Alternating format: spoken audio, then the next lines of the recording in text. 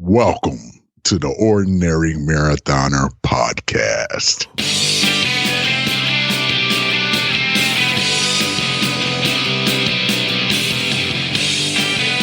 Hello and welcome to the Ordinary Marathoner Podcast. My name is Coach Scott.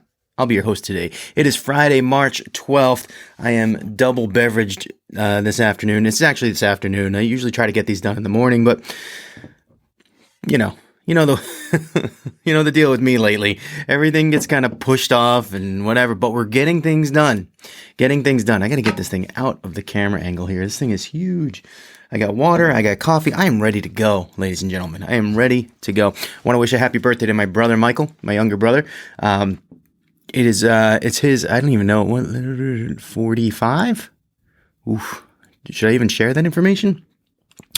He turns 45 today. He doesn't listen to the podcast, so he's not going to hear this. But I'm actually really, you guys are not going to believe this. I'm really terrible at remembering birthdays. I'm actually okay with my brothers and sisters. My siblings, I'm fine. My brother and sister, singular. I'm not too bad with remembering those. It's nieces, nephews, parents sometimes, holidays, birthdays, whatever it is. I am. I know you guys are finding this hard to believe. I am not very reliable when it comes to that. Sometimes I remember. Sometimes I send gifts. Sometimes I don't. It's just that's just the way it goes. Lots of things to bring you up to speed on. I have the next round of hats I just boxed them up. They're all ready to go. They're in the car. I got to pick up Sam from school today. And then we're going to head on over to the post office and send those out. So if you ordered a hat online at the teamordinary.com website, there's still plenty to go. So please don't. I'm buried in hats. I need to get rid of them. Head on over to teamordinary.com and pick one up. They're really awesome, the gray ones. I got the gray back. By the way, I found the gray hat. I know we talked about this the other day. I found the gray hat. I've been wearing the white one all along because I couldn't find the gray one. And I didn't want to, I have a giant box full of hats, so I could just go grab another one, but I don't like doing that. I only try to grab out of the box if it's an emergency. Otherwise, I wind up having a gazillion hats around the house because I can never find my hat. So I found it today. We have they called it in the brochure. They will refer to it as a cedar closet. But in reality, it's like my garage is like an A-frame and our bedroom is built up above the garage. So the wall goes to, wherever it's comfortable to have a ceiling height. And then there's a door that leads into a closet, which is really attic, but they did put some plywood down on the ceiling and on the floors, and they call it a cedar closet. That's a really fancy name for an attic. But anyway, we have the cedar closet, and it has shelves in there. So I put all my running clothes, my cycling clothes and stuff in there. It's kind of like so I can kind of get my rotation going, get in and get out with all the stuff that I need to work out in and stuff like that. Over the course of the years, it's becoming more of a storage closet, but there's a little shelf, and that's kind of the shelf where hats go to die. All right. I never look up there. If I'm in hat mode and I'm wearing a hat around town or whatever, and usually I am now that we have the Team Ordinary hats, I kind of keep them in spots that I know, so I can just kind of grab them, and just throw it on the head and whatever. And then up in the closet, we have hats that we haven't used, most of them in years. I still like them. They could still potentially work. It's just I don't use them because they're not, out of sight, out of mind kind of thing. It's kind of like the shirt that you really love that you find 2 years later in the bottom of the drawer. And you're like, oh, man, I could have been wearing this all along. I love this shirt. Or in my case, that you have the size that you used to fit in, and then you gain weight, and you're like, oh, I'm going to fit in that shirt again one day. I can't throw it out. I can't give it away. And then it sits there for like 3 years, and you're like, no, it's still a nice shirt. If I could ever fit in it, it would be wonderful. But anyway, I must have left the hat on top of my drawer, and it disappeared. And I don't know who did it, which isn't really true. I know who did it, but if I say it, then I'll get in trouble. But for some reason, the hat found itself in the cedar closet on the shelf where hats go to die. And I found it, and now I put it back on my head, and we're good to go. I rescued the hat from the cedar closet monster, and it's back in the rotation. But thank you guys. I know what a long, stupid story to start the show, but I'm going with it. I'm sticking with it. But thank you guys for purchasing a hat, and they're on their way. I promise I'm gonna try to make sure that if you go out of your way to help us out and purchase a hat, then we're gonna go out of the way to make sure that it gets to the post office and out to you as soon as possible. Got it? Got it. It's a task, I'm telling you, it's a task, but I love it. And thank you guys so much for being supportive. We definitely appreciate it. This has been kind of an interesting week. We have lots going on with the Ordinary Marathoner Foundation. We will have some new information going up on the website. We're going to have a new section of the website called Programs. It'll have a little more detail.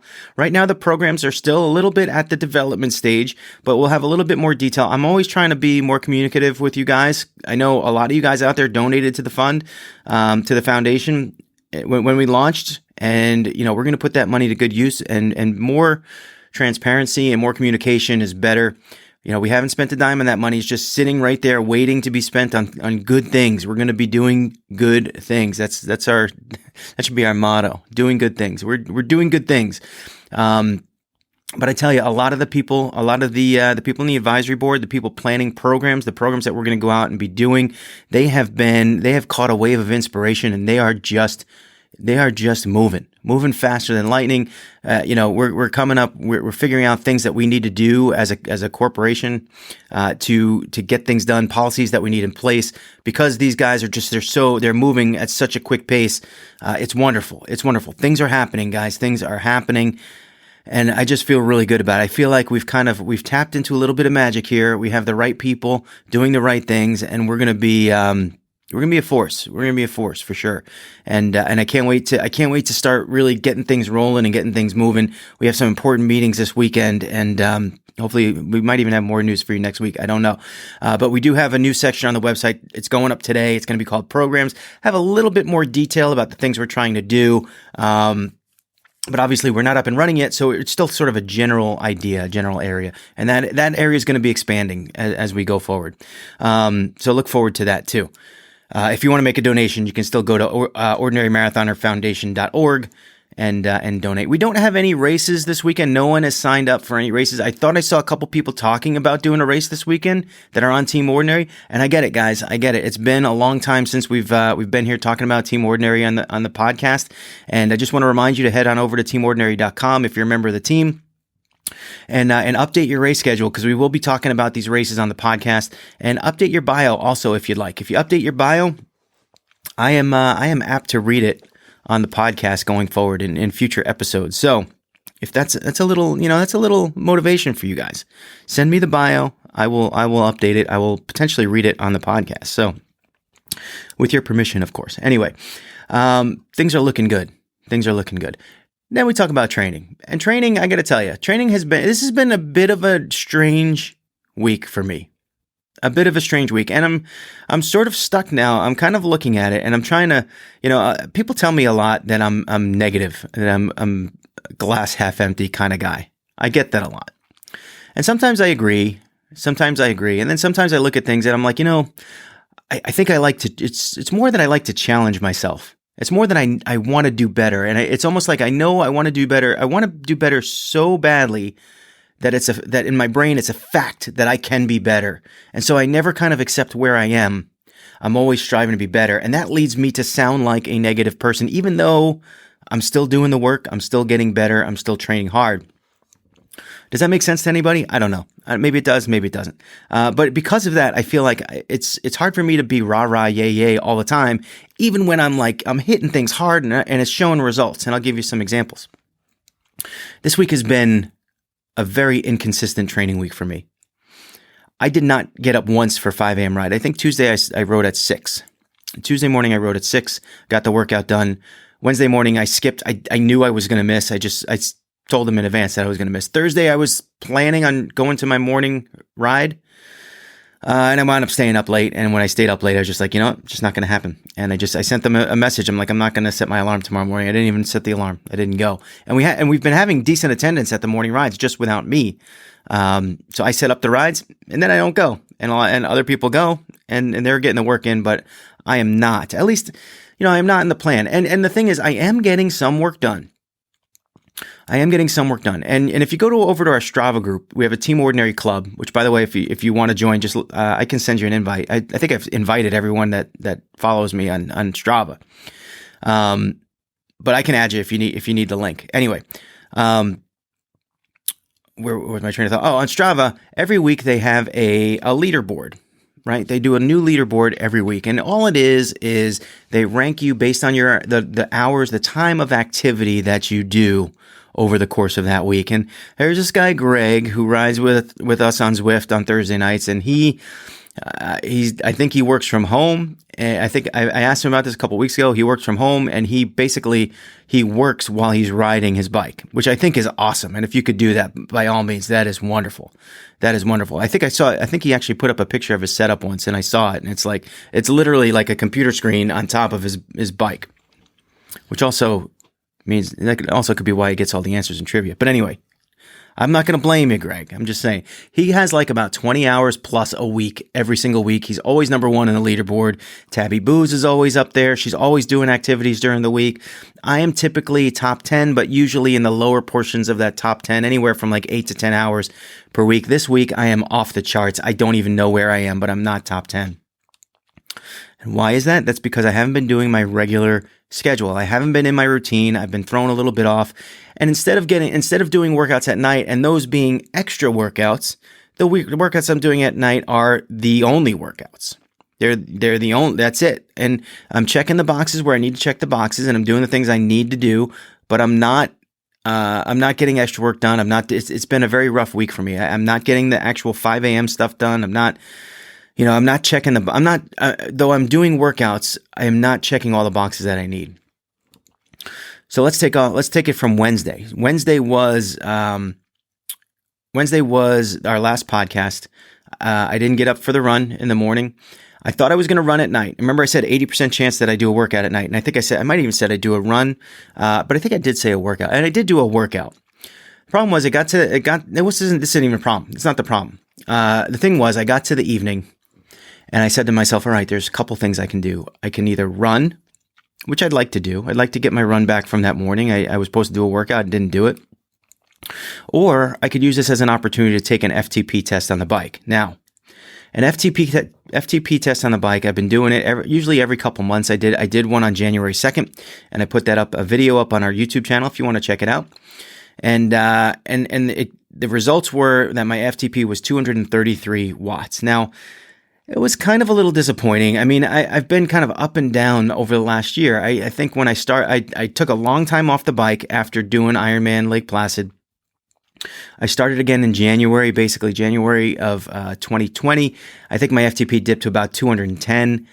It came back pretty quickly. And I remember, I think it was May, and I did an FTP test, and I hit 245 watts, which was the highest legitimate FTP test that I have done ever. 245 watts. And then, even though I was working out and training, for some reason, my FTP just dropped. I mean, I did kind of have a lull in June, July, but we picked it up in August, and we've been doing these 5 a.m. rides and workouts. And man, I don't know how I got down to 233 over that period of time, given the work I did. But, I also think I'm getting older. I wasn't cross training. I wasn't running. So there were reasons why potentially my FTP could have dropped. But I felt that so far this year, in the first 2 months of 2021, I felt like I've been on target. I felt like my training's been strong. I feel like I'm stronger. I feel like I'm attacking some of the same workouts that I did a few months ago, and they feel easier. So I really wanted to test it out again. And I chose to do that instead of the run. The back of my mind, when I hit the bike, I thought, you know what? This workout typically takes, the FTP test typically takes like 30 minutes. So if I wanted, I could get off of the bike and then jump on the treadmill and do sort of a mini brick workout. That was in the back of my mind. But when I took the test, man, that thing, it brings you to the edge. It brings you right to the edge of as hard as you can go. And when you're done, you're done. You're cooked. So I did not do the run. I just did the FTP test. You might have seen the video. I did post a video yesterday on YouTube of me doing the video. I condensed it. So it's not a 20-minute thing. It's like a 3-minute thing. But I'm going to give you the results in a second. Anyway, I felt good, man. I felt good when I did the FTP test. I felt my legs were fresh. That was one of the reasons I decided to do it instead of run, because of normally it's like because I train so many days in a row. I never have that like sort of relaxation period where you recover and the legs are just fresh and ready to go. Like almost like a tapering, right? So I'm never tapering. Anyway, I felt like the legs were fresh because I took Monday off and I did one workout early on Tuesday. and I hadn't worked out since that. Things were in the right spot to do an FTP test. I took the test, and I crushed it. I 249 watts, my best result ever. And I was even a little bit upset at that at first because I felt like when I quit, I might have had just a little bit more left. I felt like I still had some to go. And the problem with this test is that once you flip the switch and you go from attacking it to, all right, you're done, you're done. There's no restarting, right? So you hit that point where you finish and you're done. You're cooked. And you're done, and that's it. So then you got to wait till your next test. So if I had a little bit left, all right, fine. But I'll take the 249. It's my best ever. My God, everything was just working well, working right. But I still, in the back of my mind, I still have to take that little bit of time to kind of contemplate what could have been, and kind of like, throw a little bit of negative into the mix. But again, it's only because I feel like I could have done better. So I don't want to make it sound like glass half full. And in fact, we'll change it. Glass half empty. We'll change it to glass half full. I am thrilled at the 249. I am absolutely thrilled. To think that in a year I went from 212 or whatever it was, 210 to 212, that my FTP in January of 2020 to a year later, and another almost 40 watts better. That is huge. That is a huge improvement. I don't think it's a coincidence that I started running again really in earnest a little bit in November, December, but really in earnest January and February. I don't think there's any coincidence why my FTP went up when I just started cross training. I think there's a direct result to that. Excellent. I feel great. I feel great about that number. Not only, look, I'm 47 years old. I'm going to be 48 next week. And it's starting to kind of like be like, all right, how much better can you get before you kind of hit that limit where, hey, your age, you're improving, but your age is pushing down on that improvement, right? It's like your training is pushing you up, and there's like a ceiling here where it's going to meet eventually. But the thing is, you can't quit. Right? You can't quit. You got to just keep going after it. And I just keep thinking, man, had I started this when I was younger, maybe I would have had a little, you kind of do, I do that a little bit where it's a semi-regret. Like I should have done this younger. I should have focused more. I should have, maybe I would have been a little better, but, I can't tell. Never when I first started cycling and my FTP was 182, if I would have saw someone and rode with someone who was 249, I would have been like, wow, that dude is strong. And now I'm 249 and I'm saying, wow, I would rather have like a 300 FTP, like a Ron Booz or a Matt Shore or something like that. You guys up there with these ridiculous, ridiculous quads of concrete, quads of stone. I don't know how you guys do it, but but it's like, all right, now I hit 249. I felt like maybe I had a little bit more in the tank. Maybe like a 280, maybe that's not out of the question eventually, right? I'm not saying I'm going to blink and I'm going to do like 2 months worth of work and I'm going to get back up there, but I'm saying maybe that's not out of the question. Maybe those things are all within reach if you just keep going. And the thing is, you'll never know unless you do it. So, glass half full, I would say right there. That's a little optimism for you. Then we get to yesterday's run. And here's where it all comes crashing down. Really bad too. Yesterday, it was 70 degrees outside. And I decided, you know what? It's time. It's time that I just cut it out and just stop being a baby about going outside and go outside and do a run. Instead of hitting the treadmill. Because I've been all treadmill. I haven't run outside since November. I've been all treadmill in December, January, February. So I just wanted to go out and enjoy a nice run. I was gonna, the way my setup is, and I've talked about this before, is it's if I run from my house to the path, it's like a mile. The path is a 5K down and back, and then a mile home. So it's a little over 5 miles. The whole round trip. It's like 5.3. When I leave my house, there is a giant walk uphill to get to the path. Steep hill, about maybe the first quarter mile. It's steep. It's not comfortable to run up it. And typically what I do is I walk up the hill, And then at the top of the hill, there's this little yellow fire hydrant that I once I get to the fire hydrant, I start to run. I hit the Garmin and I'm off. So I walked up the hill, feeling pretty good and thinking I'm going to run down to the end of the path, come back. Once I get rid of that walk, because I don't start the Garmin right away, 5 miles. That's going to be a good run for me. That is a productive run at this point in time, a 5-mile run. And I'm feeling good about it. Just enjoying the nice 70-degree weather, thinking, man, Tamara's going to be proud of me for going outside. And, I started the clock, I started running, and I got to tell you, immediately, I knew it wasn't my day. And I don't know what it is. The legs feel heavy. They feel really heavy, like I'm carrying a backpack full of bricks. I was just kind of hoping that I would run through it and come out the other side. Sometimes that happens, right? You run for like a mile and a half, and you feel better, and you keep going. My feet were killing me. I was in a pair of shoes that I don't, in the past, I haven't really had. I won't even tell you the brand, because a lot of people love the brand. It's just not for me. I for whatever reason, they don't work for me. I was going to wear my Skechers, but it had the Run Pod on it, and I didn't want the Run Pod to run out of batteries it was kind of silly. I should have just wore them. I've been using the Skechers for treadmill only. Anyway, so there was that. I was in a bad pair of shoes. I didn't have a belly full of food or anything. I was in a good zone. I thought I was going to be fine. It just, after like a mile, it was not going well. The pace was nowhere near what I do on the treadmill. Which I know that there is an apples to apples comparison there that doesn't exist. It's, it's apples to oranges, treadmill versus outdoors. And I think really my weight has a lot to do with it. I think that that weight is something that can be cushioned on a treadmill, and the treadmill deck kind of cushions the weight a little bit, doesn't put a lot of that pressure on your feet and on your your calves. I was outside, and man, it was killing me. And I got to about 1.5 miles, and I said, this is just not right. This is not the right pain. It's not the right pain for today. It's not something I feel like I should run through. I had the Thursday night trivia ride. I didn't want to destroy myself for that ride.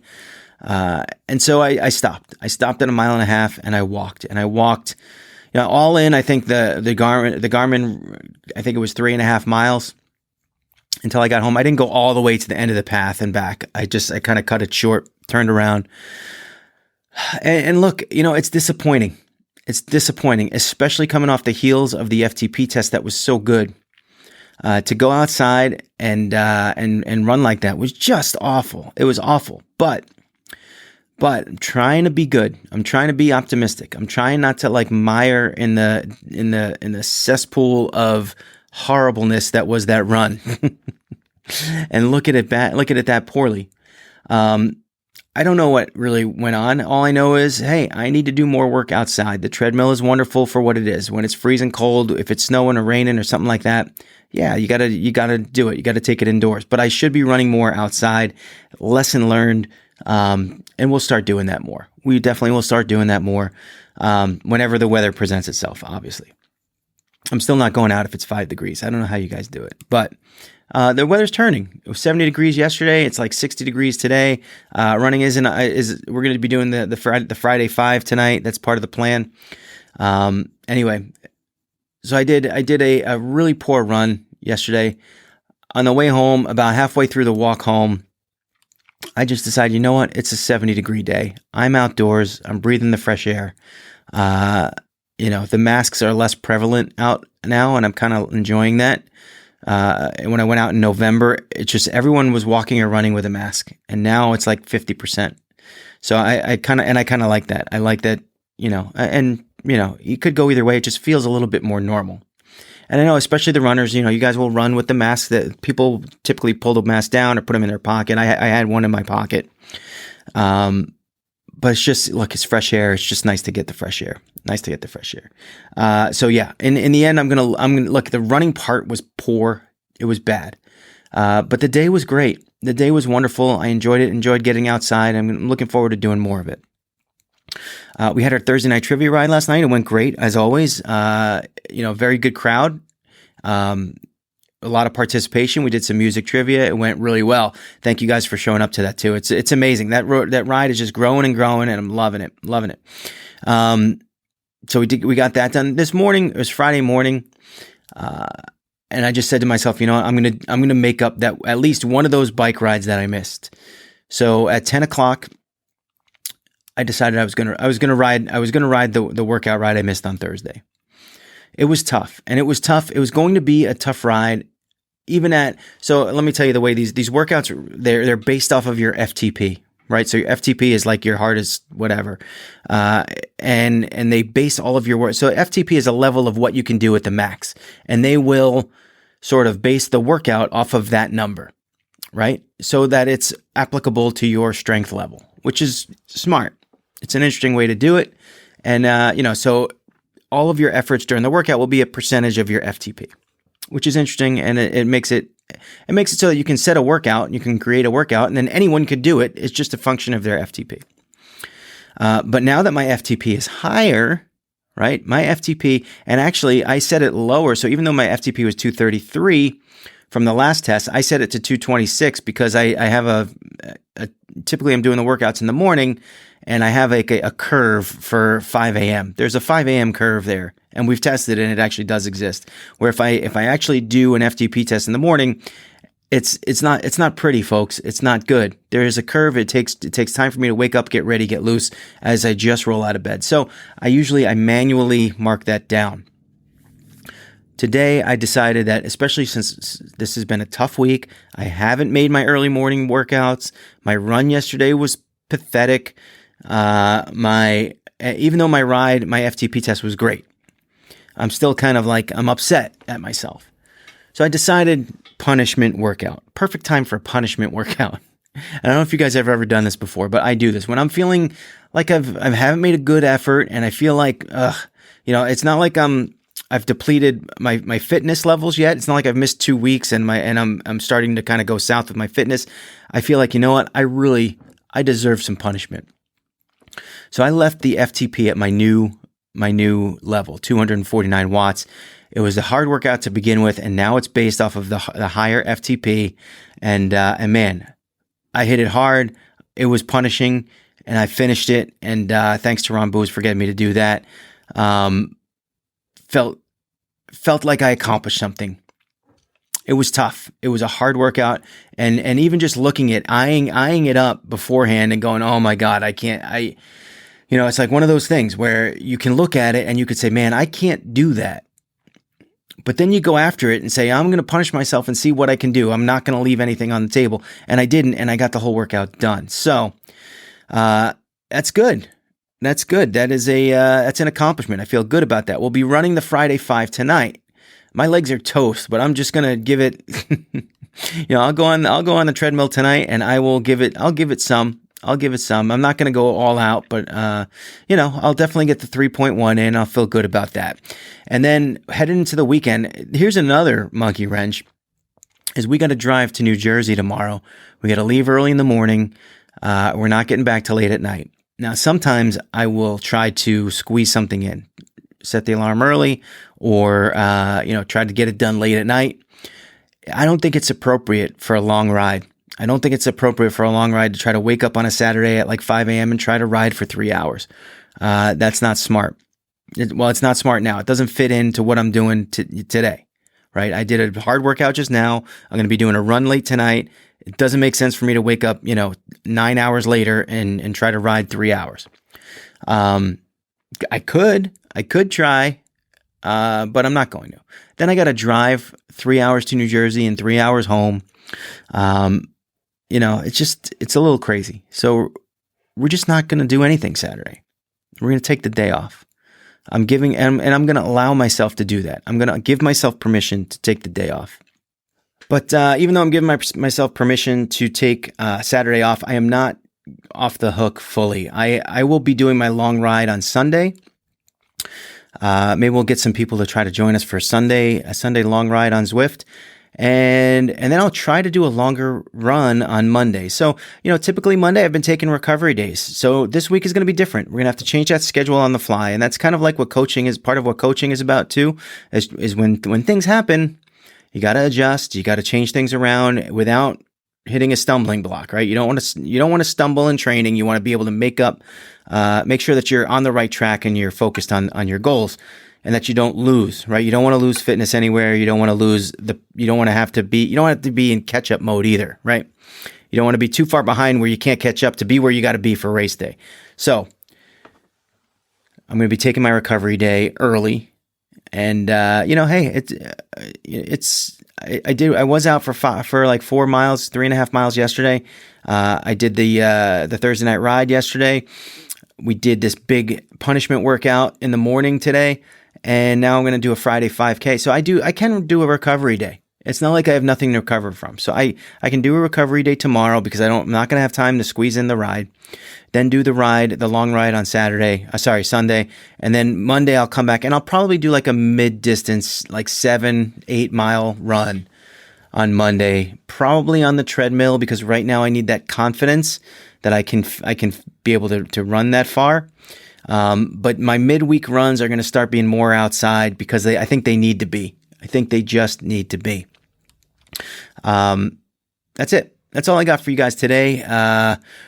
That's it. That's all I got. Yeah, that's nothing left. That's it. Still drinking my coffee. I hope you guys have a good weekend here. That's all I got for you. So remember, patreon.com/ordinary marathoner. If you want to be a patron and you want your name at the scroll, it's going to show up in about 3 seconds after I say, every day is an ordinary day unless you make it extraordinary. So get after it, guys.